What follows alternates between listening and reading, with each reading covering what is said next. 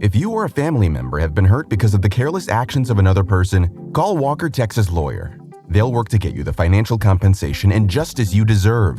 They have 40 years of experience, and you don't pay unless you win. Call 713-881-9653 today for a consultation or go to walkertexaslawyer.com. Oh, Brad, what have you done now? Broadcasting live from Houston, Texas, and around the world. TV host, best-selling author, and radio personality Brad Gilmore brings you a collection of conversations with stars from movies. Mark Wahlberg. Hey, how are you? The legendary Mr. Christopher Lloyd. Christopher, how are we doing? I'm doing good. Great introduction. Television. Jimmy Fallon joins us this morning. Jimmy, how you doing, my friend? Good morning. Thank you so much, Brad, for having me. I appreciate this, bud. Kelly Ripa. Brad, thank you for having me. Comedy. Jay Leno joins us. Jay, how you doing? Hey, Brad, what's going on? Gabriel Fluffy Iglesias. Good morning. Music. Lola Monroe. Thank you. Thank you for having me. The legendary frontman of AC/DC, Brian Johnson, joins us right now. Brian, how you doing? Good morning, Brad. What looking to talk to me, funny lad. Grammy Award winner Maya joins us. How are you? And more. This is The Collection. Now your host, The Boat, Brad Gilmore. And I'm so excited to talk to him right now. The film is called Warrior Strong. It's going to be available to rent and buy on September 29th, also released in theaters. The director joins me right now, Shane. Shane, how you doing? I'm doing good, Brad. How you doing out there in Houston? We're doing great. You know, we're sweating our way through the day as typical out here, but we're having a great time. And I'm excited to talk to you about your movie. First of all, really enjoyed it. Obviously, it's right up my alley. Basketball is my favorite sport. And then the cast that you put together and the story you told is excellent. So congratulations on making a great film. Thanks so much. I got to tell you honestly, Brad, I'm having a little bit of a torn emotional thing talking to a Houstonite. Now that you've stolen our Fred VanVleet and you've also got our Canadian Dylan Brooks, you got a Canadian backcourt, for this new exciting season. Oh my gosh. Anyways, Houston, how you doing? Yeah, we did. We definitely, picked out Fred VanVleet from the Raptors and of course Dylan Brooks, a Canada boy. Hey man, look, we're just trying to get a little bit of that special sauce from y'all. We've had a rough couple of years as the Rockets fans. And y'all are coming off a championship in 2019. So just let us have a moment in this. All right. All right. Okay. Let me start there. So big basketball fan. Is this something that's always been an area of expertise for you or a passion of yours? Oh my God. I mean, I played high school basketball, point guard. I loved to mimic my game over Stacey Augmon, just defense. I just love the game. I've been watching it. I watch it every year, all the season. I'm a Raptor nut. So all those kinds of things for sure. Magic Johnson and the Showtime Lakers. I remember just getting that on TV and basketball nonstop. I can't walk by a basketball court and not stop and just watch. Kids could play, like 3-year-olds. It doesn't matter. I just love the game of basketball. So to make a movie about basketball was just like always on the bucket list, an absolute thrill to have a chance at it. Talk to me about the genesis. I mean, not only did you direct the film, you co-wrote it along with Dan Gordon. Talk to me about the genesis of the film. Where does this idea spawn from?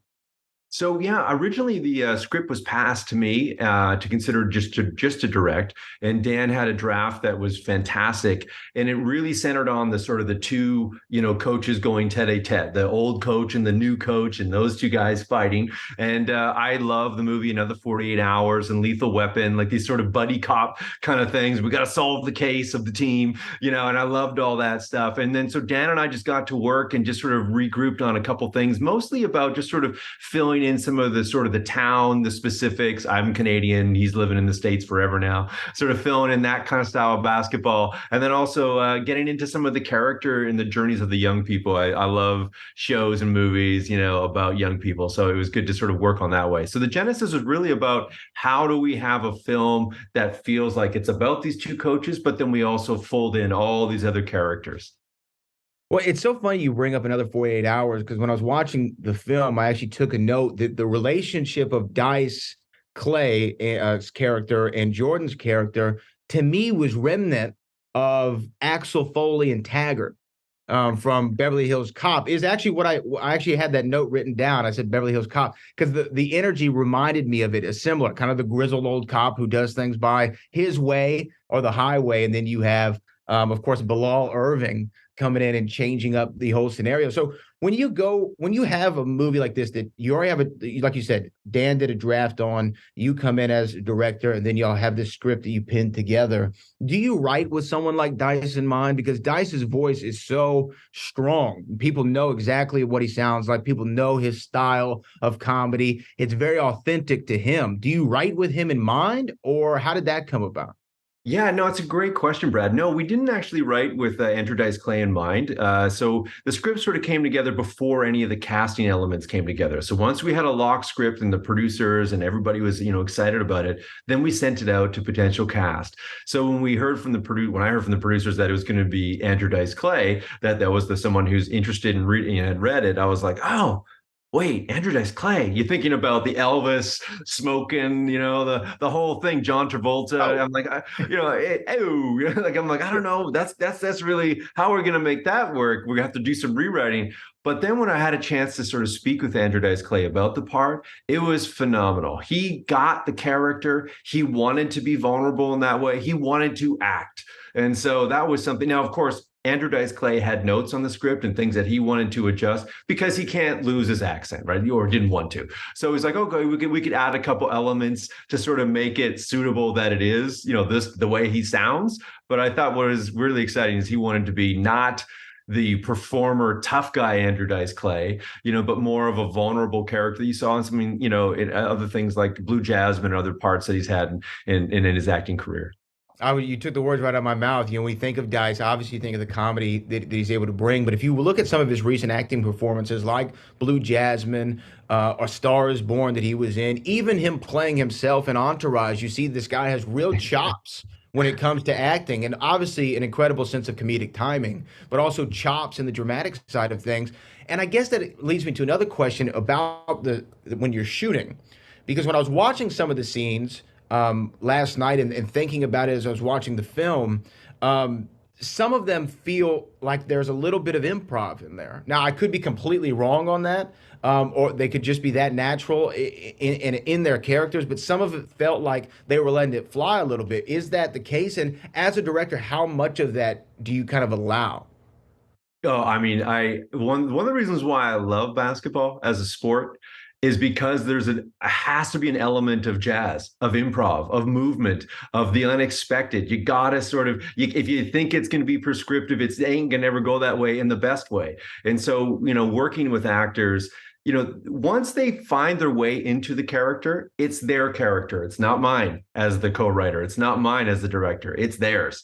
And they own it and they hold that space as that character. And then when they bump up against other characters, yeah, as scripted, we want you to have a conflict about X, Y, Z. But now they really are those people. So then now they just play. I love it when actors improvise. I love it when they just go for it. Sometimes it's way off and we're never going to use it, but we had a laugh or we had an experience or it helped them get to the next take. So yeah, I couldn't be, you're absolutely right. There's a lot of improv throughout the entire film.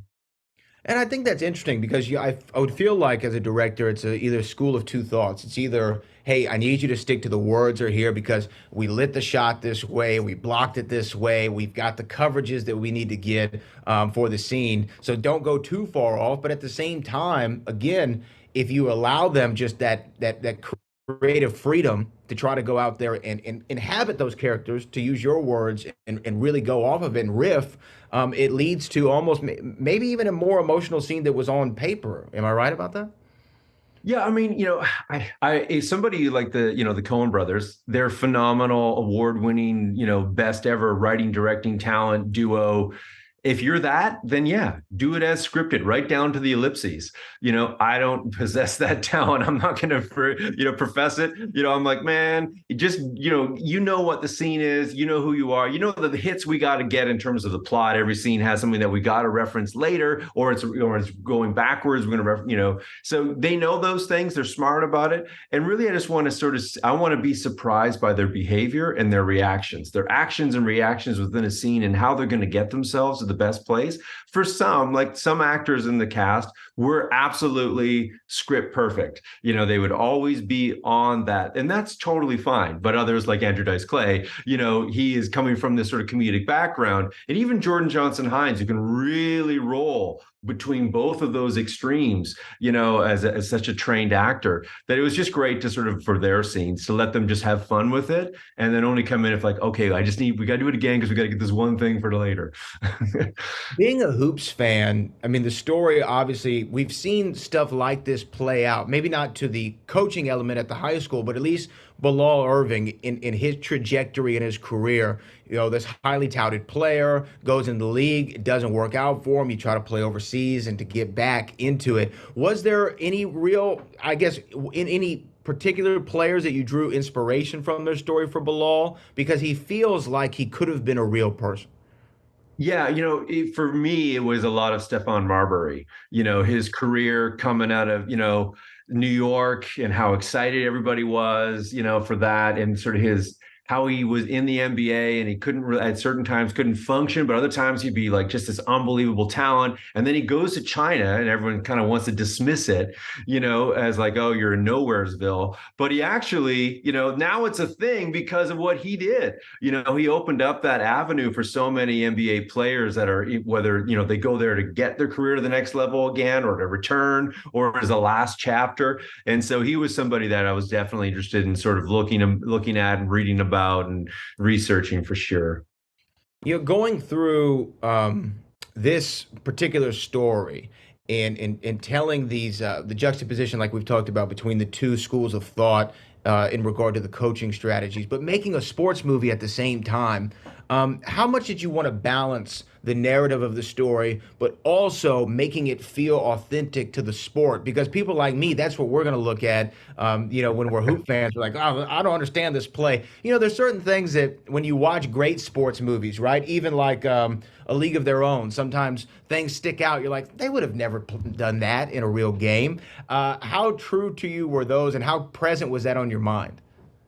The original script had very specific plays that would, for us nerds, we would just get right into it, man, and did defensive calls and a trap and, all this kind of stuff. And then you go like, right, actors, and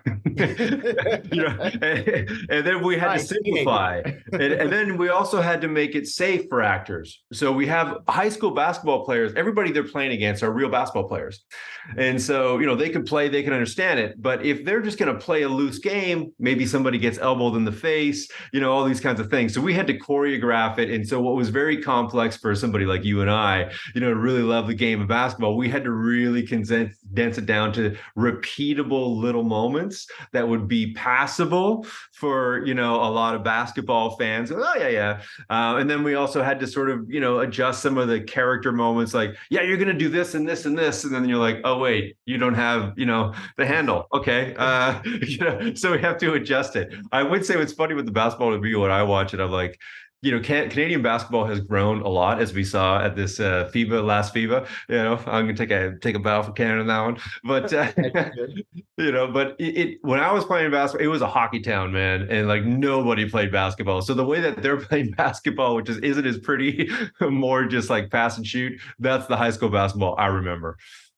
Do you find that shooting these sports scenes, though, are maybe more difficult than you would have thought? Because, I mean, obviously you have to think about continuity and things of that nature and where everybody was placed if you needed, a take of a secondary angle. Was it more difficult than you had expected? Yeah, I feel like the next thing I have to do is with horses and children and dogs. I mean, it is so it's really difficult to get the continuity of that. You have the benefit of multiple cameras in this day and age, but it's really tricky, and it's also tricky with time, right? Because it's like every basketball day is so expensive. You have the refs, the opposing team, the team players on the bench, the opposing coach, the scorekeeper. It's like all these things just start loading it up with cost. So then you get now in the Canadian milieu making films with a lot less money than say an American situation. We had to go very, very quickly. So we really did have to simplify. So yeah, it was hard, man. I'm not gonna lie to you, Brad. It was tough. Yeah. Maybe you could do a sports movie with animals the next time. You could do another take on Air Bud or I something. was just gonna say, the Air Bud part, whatever it is, 5 now. Let's do it. Sign me up. Let's a whole team of dogs. Couple last things for you, but in terms of being a filmmaker, to me, whether you're a broadcaster, you're a filmmaker, you're an athlete, you're a wrestler, whatever it is that you are, you always look at the ones that came before you and draw inspiration of. And a lot of your early work is probably an imitation of your favorites. Who are some of the influential directors that you look to, maybe for making this film, but just for your career in general? Yeah, I mean, without a question, without a doubt, Spike Lee is like always going to rocket to the top of the list. I remember seeing Do the Right Thing and then going back and then watching everything that came out. And of course, he got game with Ray Allen. These are things that are just like this guy in Malcolm X. Oh my gosh. I'm always looking for ways to steal his brilliant ideas and his, he's a very fearless filmmaker. And Quentin Tarantino with Reservoir Dogs. I mean, when that came out, after the Sundance was not really a thing at that time, it's hard not to be a person who's coming around film school in the '90s and not be a fan of both of those filmmakers. Those two were absolutely the tip of trying to figure out how to make movies. And I guess my last one here, to put it in basketball terms, this would be a layup. But what do you feel, or what do you want when people watch Warrior Strong? What do you want them to take away from it? I hope that they just enjoy the ride of a sports movie. We set out to make a classic sports movie, movies that if you love sports movies, you love a sports movie. And this is what we really wanted to achieve. And with it, it's a redemption plot. How do we basically move from a me-centric place to a we-giving place? Very simple sports stuff. And it's, I think hopefully that resonates because it's always something we got to remember. Well, Shane, I have a high bar for my sports movies, and this one cleared it and then some. I really enjoyed watching it. I enjoyed the performances. I enjoyed everything about the movie, and I enjoyed this conversation, man. I hope the movie is massive, and I want everyone to go and check it out. Available September 29th in theaters and on video on demand. It is Warrior Strong, the director, Shane Belcourt. Shane, thank you so much, man. Thanks, man. Have a great season up down there. Well, let's hope.